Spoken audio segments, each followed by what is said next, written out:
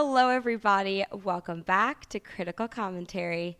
I'm Taylor, and today we're going to be doing a reaction to the final The Eternals movie trailer.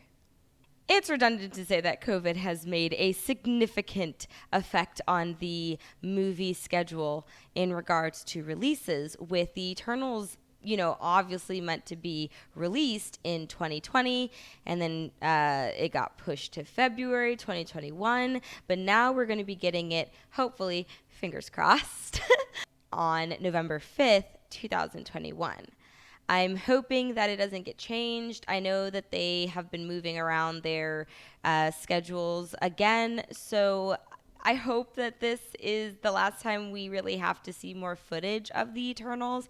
I'm really excited to see it. I love the cast list, and I don't really know much about the Eternals. I know that they have a connection with the Celestials, and, that is bleeding a little bit into Ego from Guardians of the Galaxy because he's a Celestial. So I'm really curious to see how this movie ties into both the, more higher powered beings of the Marvel Universe, as well as, also the supernatural and the multiverse. I'm going to make sure that I don't talk a whole lot this time for my intro because I did that in the last one and I just want to get to it. So let's start her up.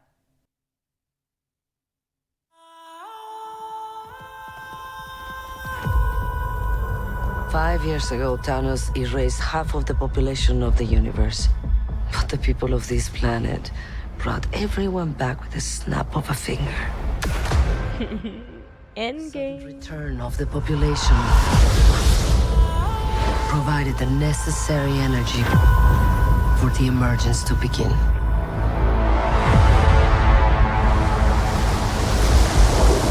my god. Oh! How long do we have? 7 days. Of course. Of course, 7 days. We're Eternals. We came here 7,000 years ago to protect humans from the deviants. Ooh. Oh! Why didn't you guys help fight Thanos? Or any war, or all the other terrible things throughout history? We were instructed not to interfere in any human conflicts unless deviants are involved. By who?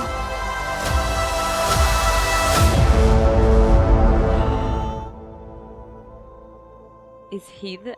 yeah, I mean, obviously he's the antagonist.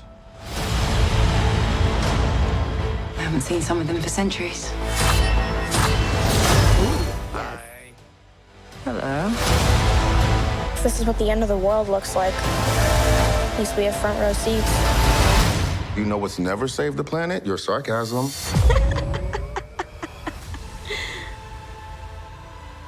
Oh. We've loved these people since the day we arrived. When you love something, you protect it. Oh. Oh. That's so pretty. This movie's so pretty. Why is it so pretty? Oh. You can't protect. Oh, that's so cool. Kill. Any of them. Yes. I want to see this movie so badly. It looks so good. I bet you've built the perfect safe house. I mean, what's this even made of? Vibranium?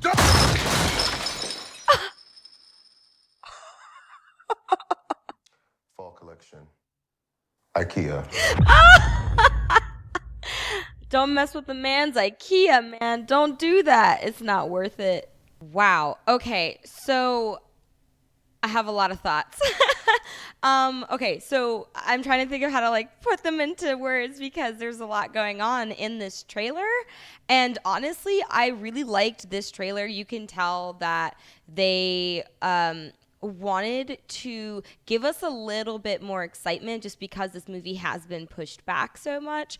And I just love Chloe Zhao's cinematography. You can totally see Nomadland in this, in just kind of the stylistic choices that she's decided to make, which I think are going to make the movie, I would honestly say, top tier in regards to just how beautiful it's going to be.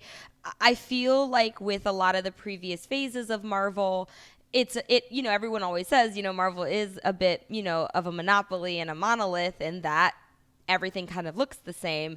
And I like that now Kevin Feige is starting to get these more stylistic directors to take control and to kind of have a little bit, I wouldn't say creative freedom, because we know Kevin Feige doesn't do that, but at least give them their own tone and mood for every different style, because now we're getting into the multiverse, we're getting into these cosmic beings, and we'll even start getting into the supernatural stuff with Moonlight and Blade. So I really like how it looks. I kind of like that this story might be told anachronistically, so we'll get a bit of a justification as to why they weren't a part of Endgame. And I also think this is for a very important reason, because if you've got these celestial beings that are coming to Earth and helping people out, why weren't they there when Thanos the Titan tried to, commit genocide?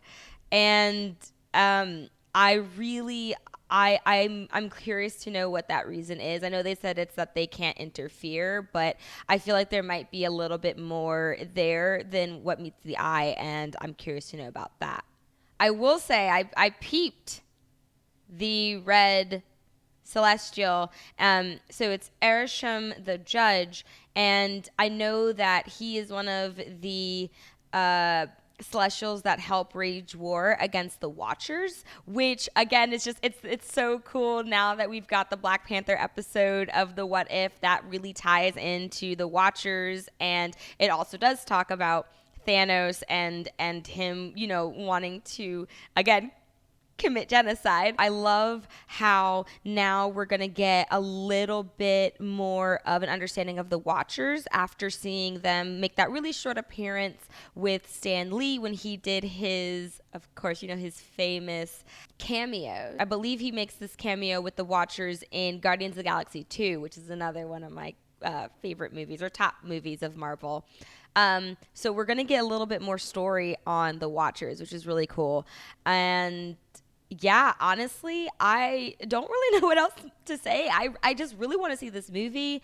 I know they're not going to do a simultaneous release because, Shang-Chi is going to be the first movie that is solely in theaters by Marvel.